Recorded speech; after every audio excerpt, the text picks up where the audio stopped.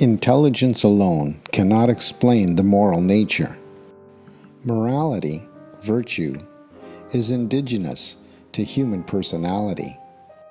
Moral intuition, the realization of duty, is a component of human mind endowment and is associated with the other inalienables of human nature: scientific curiosity and spiritual insight.